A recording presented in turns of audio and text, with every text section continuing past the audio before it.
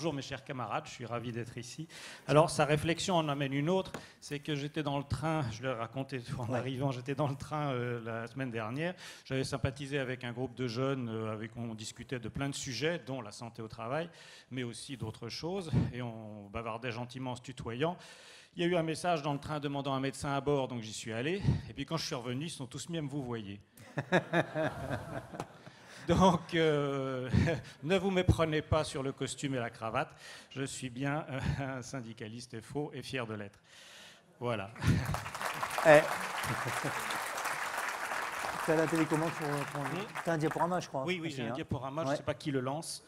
À la régie. Très bien. Alors, je voulais juste voir deux, trois petits... Alors, moi, je suis vraiment un tâcheron anonyme. Hein. Je suis dans le bain. J'ai la chance de travailler dans une très grosse boîte, donc j'ai des effectifs un peu réduits par rapport à mes malheureux camarades.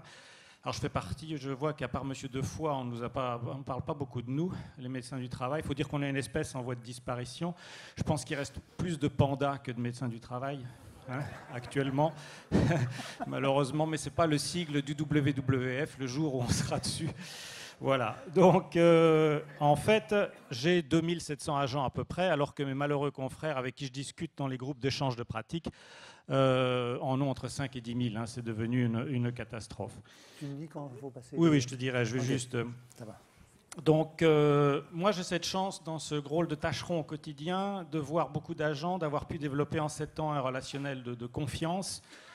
Trop peut-être parfois, c'est-à-dire que maintenant ça devient même pour moi extrêmement difficile d'encaisser toute les doléances et la misère humaine, parce que je peux vous assurer qu'on en voit. Et il y a ce que je vais vous montrer, bien sûr, ce sont des exemples emblématiques, mais qui cachent la forêt, hein, parce qu'il y a une réalité beaucoup plus angoissante, en fait, dans tout métier confondu. Parce qu'en fait, il y a bien sûr... Alors quand je suis arrivé, on avait un taux de handicapés, j'utilise ce terme, mais je préfère en effet personne ayant un handicap. On ne va pas commencer à essayer de faire des efforts de sémantique. Quand on a un handicap, on l'a malheureusement.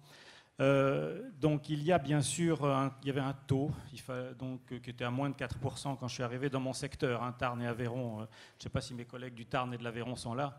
Vive le Tarn et l'Aveyron libre.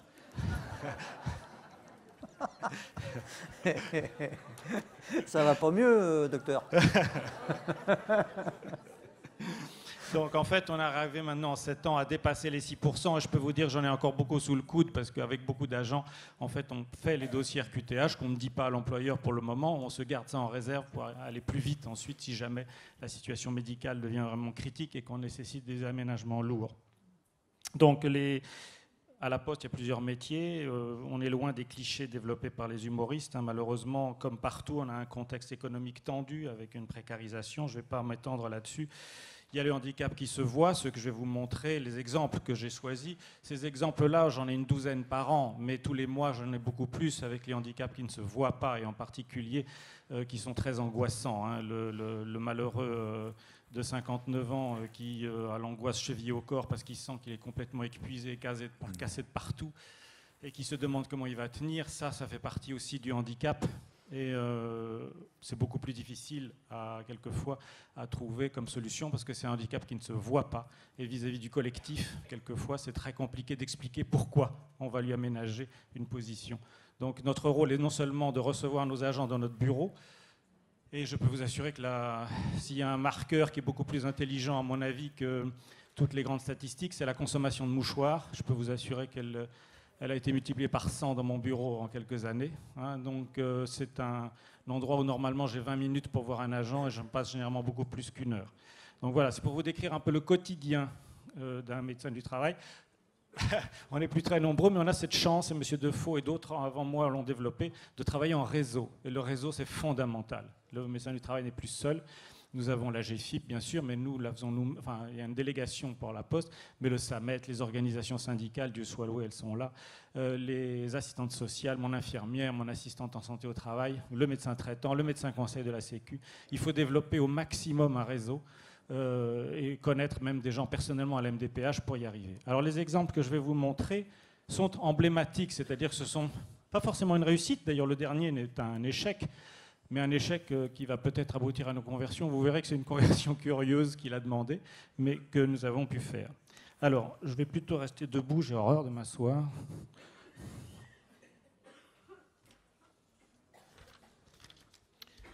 va passer à la première diapositive. Voilà, Magali.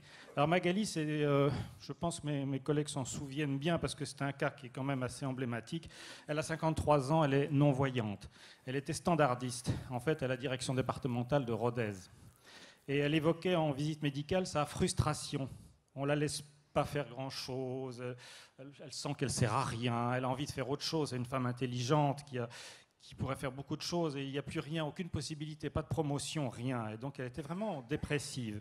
Et on avait prévu une reconversion comme en fait secrétaire pour des préventeurs, mais ça ne s'est pas fait. On peut passer à la diapositive suivante. Donc en fait, elle est bénéficiaire bien sûr d'une reconnaissance de la qualité de travailleur handicapé. Elle pourrait bénéficier d'un aménagement. On vous en a parlé, hein, bien sûr. On a un système spécial à la Poste qui s'appelait le 36 ASTH, mais c'est un budget en fait qui est abondé par le FIPHP. Je ne vous décris pas les acronymes. En France, on adore les acronymes. Fonds d'insertion des personnes Voilà. handicapées de la fonction publique. Mais encore faut-il que pour ça, on trouve un poste, et pas un poste... comment dire, prétexte, quoi. Il faut vraiment trouver quelque chose. Et donc, on a été un peu iconoclaste, on lui a proposé de créer un poste d'accueil de guichetier. Je vous rappelle qu'elle est non-voyante. Et elle s'est projetée vraiment avec enthousiasme dans ce projet. On peut passer à la suivante.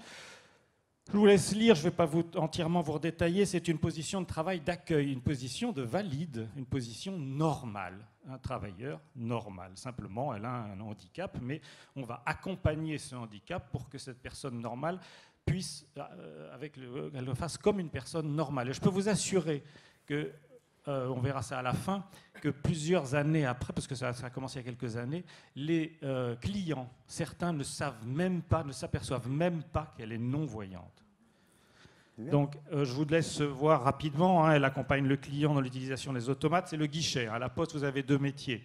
Soit ceux que vous les postiez qui vous distribuent le courrier, soit ceux qui vous attendent dans les bureaux de poste. Donc, elle accompagne le client. Elle utilise la borne de remise des chèques. Elle le conseille. Elle vérifie l'agencement des gondoles. Elle prend des rendez-vous. Elle traite des instances, des réclamations. Toutes les positions d'un agent de notre guichet. On peut passer à la diapositive suivante.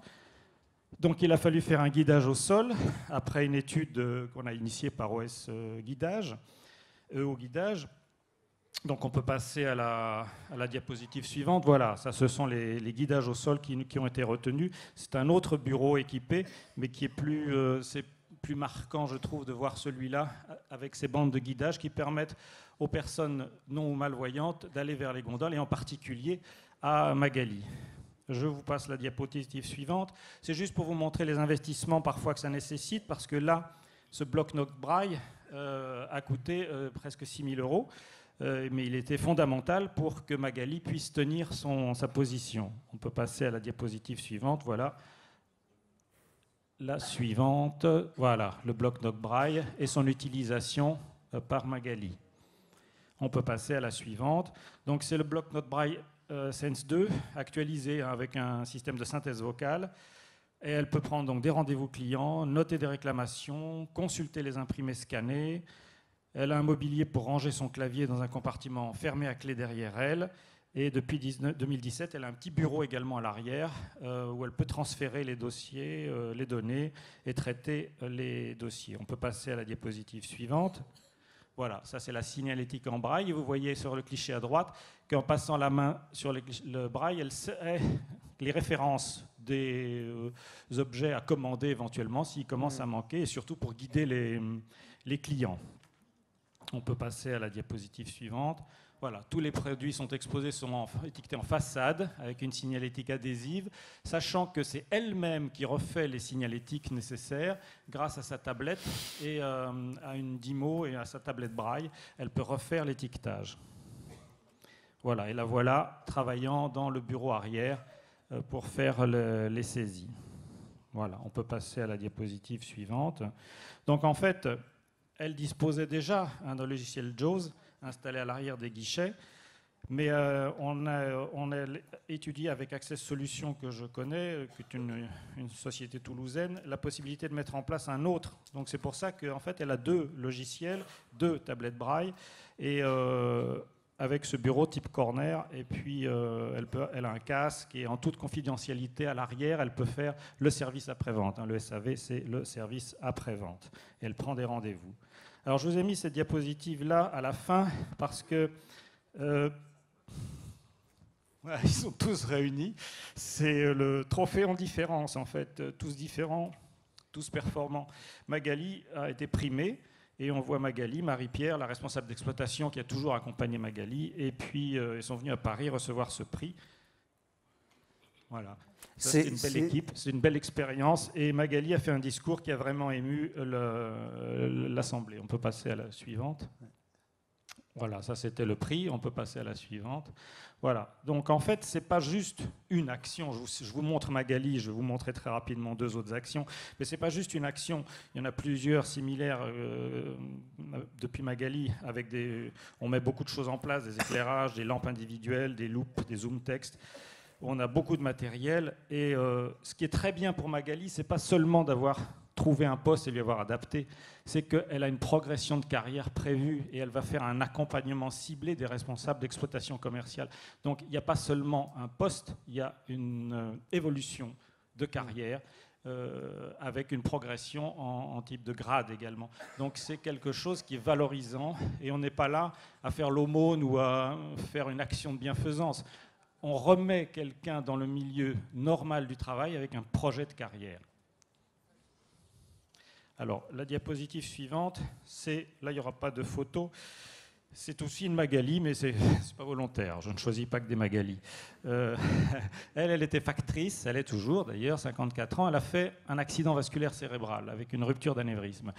Elle s'en sort pas si mal, parce que grâce à l'intervention rapide et à la thrombose de l'anévrisme en chirurgie neurovasculaire, elle ne garde que, mais c'est lourd, des séquelles mnésiques avec des problèmes d'attention, d'irritabilité, des difficultés d'adaptation dans des tâches nouvelles, enfin une grande fatigabilité. Bien sûr, elle est reconnue travailleur handicapé. Bien sûr, malheureusement pour elle, elle est en invalidité catégorie 2. Donc, mais malgré tout, elle exprime très bien dans son discours en santé au travail, où elle était venue normalement pour une visite d'inaptitude et un licenciement pour inaptitude médicale au poste, que d'un point de vue social et sa position, ne pas travailler, c'était une catastrophe. Donc on a essayé de lui trouver un accompagnement individuel. On a fait faire beaucoup de choses. Elle disait bien que quand même le travail la stressait parce qu'il ne faut rien oublier, pas perdre de temps. Donc on a fait une évaluation avec un ergothérapeute. On a fait une formation complémentaire de remise à niveau en auto-école. On a mis tout le monde dans la boucle. On peut passer à la diapositive suivante. Voilà. Et puis finalement, on peut passer à la diapositive suivante. On a trouvé un poste de travail à 10 km de son domicile sur un temps partiel 12 à 15 heures par semaine, qui est une petite tournée relevage qu'on lui a appris avec des codes couleurs, en faisant un accompagnement par le préventeur, l'ergothérapeute, ensuite en doublure, puis un accompagnement managérial personnalisé. On peut passer à la suivante. Et donc voilà son activité, qui est en fait de 13h50 à 16h50, avec un suivi régulier en commission de reclassement par la référente handicap, le médecin du travail, l'assistante sociale, la conseillère en évolution professionnelle, le préventeur et le RRH. Vous l'avez là, toute notre équipe de travail. Bien, le budget était de 25 000 € à peu près en budget matériel. Et je termine très vite parce que je vois que l'alarme a retenti. Vous pouvez passer à la suivante. Avec Jean-Luc, qui lui est un agent courrier. Lui, c'est une complication très lourde depuis 1995. On l'accompagne régulièrement en adaptant progressivement son poste, et poste sur lequel il vient accompagné de son épouse. On peut passer à la suivante. Et avec l'aide du SAMET et d'un ergonome, on a vraiment été au bout du bout du bout. Il a été RQTH qu'en 2016, et puis en invalidité catégorie 2. Et en 2018, on a une cécité quasi complète avec une simple vision tunnellaire de l'œil droit. Donc on peut passer à la suivante. Malheureusement, là, c'est une inaptitude définitive. Et puis au courrier, on n'a pas les mêmes possibilités d'adaptation et de création de postes qu'au réseau. Donc il a demandé une formation professionnelle. Il aurait voulu être kiné, mais les études durent 4 ans. Il n'a pas non plus le niveau de base requis, on ne peut pas dire, le malheureux. Donc il a demandé une formation de radiesthésiste. Et vous allez rire, mais c'est pas drôle du tout. La Poste lui a offert, vous pouvez passer à la suivante, une formation de radiesthésiste. Alors je dois dire que il est maître praticien en magnétisme. Ne riez pas, lui il pense gérer sa micro-entreprise de radiesthésiste après une formation à la CCI que bien sûr on a financée. Et on va le suivre dans son projet professionnel jusqu'à son aboutissement. Les aménagements ont coûté un peu plus de 25 000 €. Mais c'est un échec de reclassement en entreprise, mais ce n'est pas un échec total, puisque, à l'évidence, on va réussir à lui trouver un emploi et une insertion sociale malgré son handicap lourd. Voilà, ça c'est une douzaine de fois par an, mais derrière, il y a une forêt de handicap. Merci de votre attention. Merci Étienne.